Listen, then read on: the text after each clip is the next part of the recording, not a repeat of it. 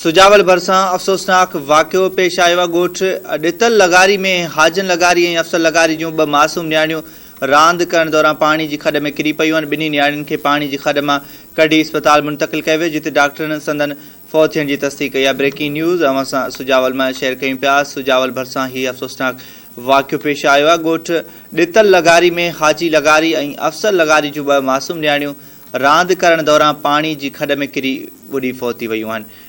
ॿिन्ही नियाणियुनि खे पाणी जी खॾ मां कढी अस्पताल मुंतक़िल कयो वियो, जिते डॉक्टरनि संदन फ़ौत थियण जी तस्दीक़ कई आहे। ब्रेकिंग न्यूज़ असां शेयर कयूं पिया नाज़रीन सुजावल मां। सुजावल भरिसां अफ़सोसनाक वाक़ियो पेश आयो आहे। ॻोठ ॾितल लगारी में हाजी लगारी ऐं अफ़सर लगारी जूं ॿ मासूम नियाणियूं रांदि करण दौरान पाणी जी खॾ में किरी ॿुॾी फ़ौत थी वियूं आहिनि।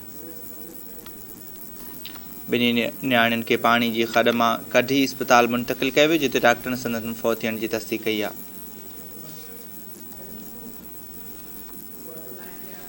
इन हवाले सां अपडेट मालूम कंदासीं। असां सां टेलीफोन लाइन ते मौजूद आहे सुजावल जो रिपोर्टर इमदाद पठान जी। आगाह कजो इमदाद इन हवाले सां।